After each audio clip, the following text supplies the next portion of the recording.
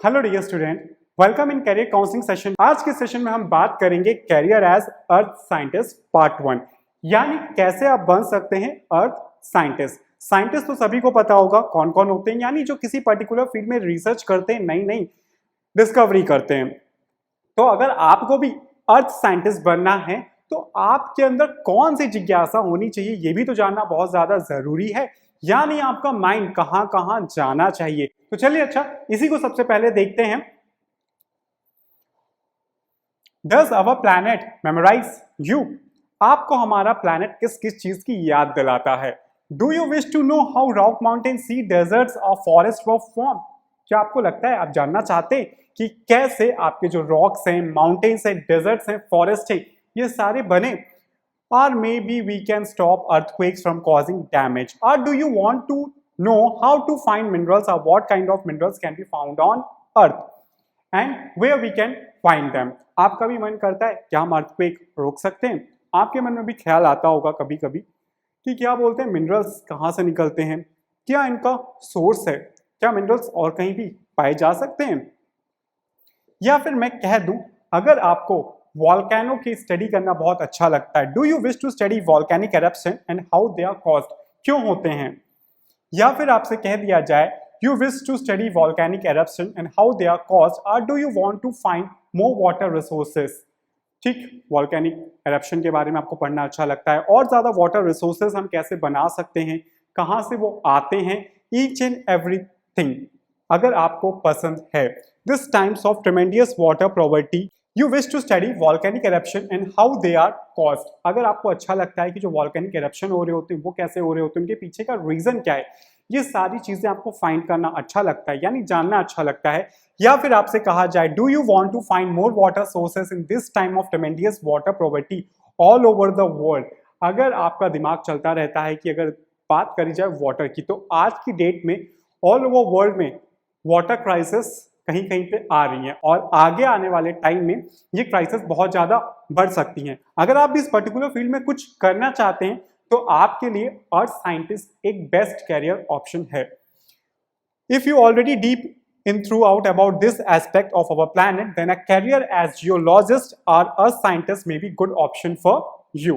अगर आपका भी दिमाग इन सारी चीजों की तरफ दौड़ता है या फिर इनमें से किसी एक चीज की तरफ दौड़ता है, तो आपके लिए जियोलॉजिस्ट कह दिया जाए या फिर अर्थ साइंटिस्ट कह दिया जाए एक बेटर कैरियर ऑप्शन हो सकता है। अगर आपको याद हो तो जब मैंने बताया था कैरियर इन ज्योग्राफी, तो मैंने वहां पे डिफरेंट सेगमेंट डिस्कस किए थे, geologist, climatologist and many more like that. तो उसी में से एक सेगमेंट आज हम कवर अप कर रहे हैं अपना, दैट इज जियोलॉजिस्ट या फिर कह दिया जाए क्या, अर्थ साइंटिस्ट। अगर आप में भी जितने सारे अभी मैंने आपको वर्क्स बताए, इन किसी वर्क के लिए आपके अंदर इंटरेस्ट है, जिज्ञासा है, तो आप इजीली अपना कैरियर ऑप्ट कर सकते हैं इस पर्टिकुलर फील्ड में, यानी आप आराम से बन सकते हैं जियोलॉजिस्ट या फिर अर्थ साइंटिस्ट।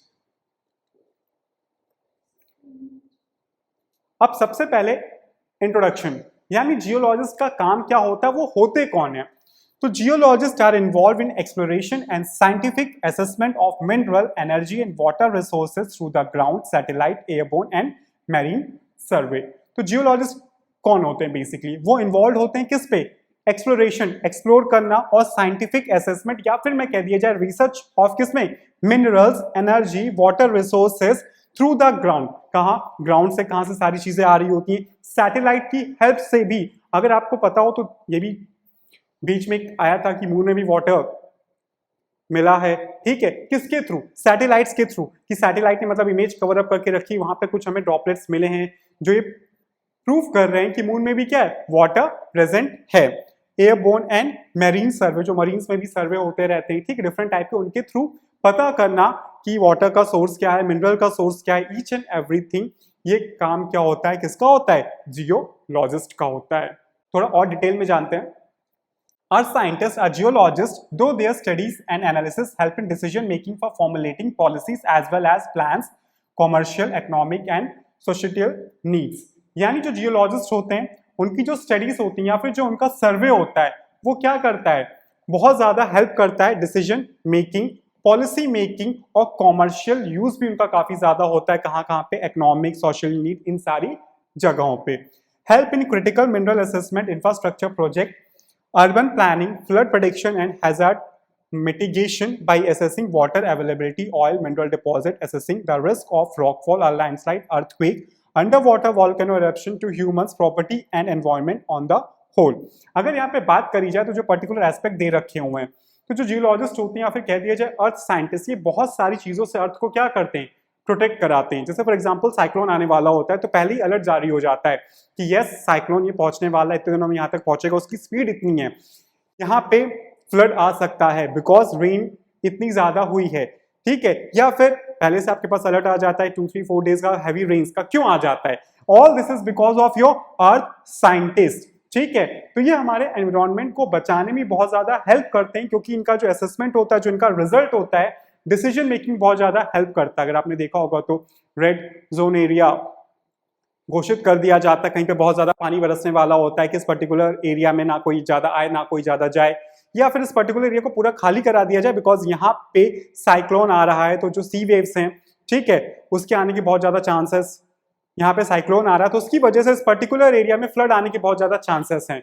इस पर्टिकुलर एरिया में लैंडस्लाइड हो सकती है. क्यों? अंडर वाटर आपके पास देखा होगा वॉल्केनो एरप्शंस होते हैं.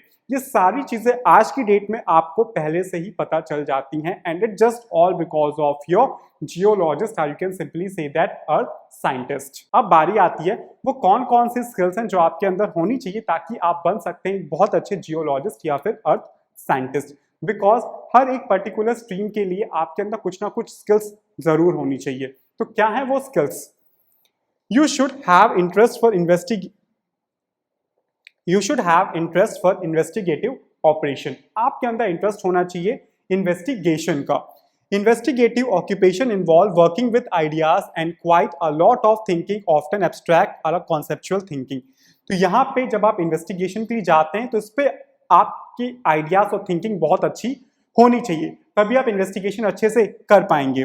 This involve learning about the fact, figure, involve the use of data analysis, assessment of situation, decision making and problem solving. ये सारी चीजें यहाँ पे क्या आ जाती हैं. यानी जब आप इन्वेस्टिगेशन करने जाते हैं तो इस पर्टिकुलर चीज में जो आपको जरूरत पड़ती है वो क्या, आप वहां पे क्या क्या सीखते हैं. ठीक है, लर्निंग अबाउट फैक्ट, फिगर्स, ये भी जानकारी आपके पास होती है. Involve the use of data analysis, आप डेटा एनालिसिस भी करते हैं. असेसमेंट ऑफ सिचुएशन, सिचुएशन को असेस भी करते हैं आप, और उसी के बेसिस पे आप क्या लेते हैं, डिसीजन लेते हैं, और उस पर्टिकुलर प्रॉब्लम को आप इजीली क्या करते हैं, सॉल्व करते हैं. ठीक, जैसे अगर आपको याद हो, ठीक है, तो 2013 में उत्तराखंड में फ्लड आया था. ठीक, अकॉर्डिंग टू अ सर्वे ये पता चला कि उत्तराखंड में at that present time Kedarnath 800 millimetre बारिश हुई, जो पूरे उत्तराखंड की 60% थी, और वो एक ही टाइम पे क्या हो गया, वहां पे बरस गया पानी, तो उसकी वजह से फ्लड आया. ये सारी चीजें क्या है, डेटा एनालाइज किया ना आपने कि अच्छा ठीक है पानी बरस रहा है तो कितने मिलीमीटर पानी बरस चुका है, कॉन्टिन्यूसली पानी बरस रहा है तो कितने मिलीमीटर 3 दिन लगातार पानी बरसा है, ये हमारी एवरेज रेनफॉल का कितना % है, इससे क्या क्या डैमेज हो सकते हैं. You should have interest for realistic occupation. Realistic occupation involve more practical hand-on activities than paperwork or office work. यानी आपका जो इंटरेस्ट है वो रियलिस्टिक ऑक्यूपेशन के ऊपर भी होना चाहिए. अब रियलिस्टिक ऑक्यूपेशन में क्या चीजें होती हैं, जो प्रैक्टिकल और हैंडवर्क होता है, वहां पे थियोरेटिकल नॉलेज आपकी थोड़ा सा कम, but you have to be practical knowledge, but you have to be practical. Realistic occupation often involve physical activities for getting things doing using various tools and equipment. अब realistic occupation में आपके पास क्या बहुत सारी physical activities आ जाती हैं जो आपको करनी पड़ती है various tool को use करके. जैसे फॉर एग्जाम्पल अगर आपको सॉइल की क्वालिटी चेक करनी है तो ये भी रियलिस्टिक ऑक्यूपेशन है. तो डिफरेंट सारी टूल्स अवेलेबल रहते हैं और साइंटिस्ट के पास जिनको वो यूज करके सॉइल की फर्टिलिटी को क्या करते हैं, टेस्ट करते हैं.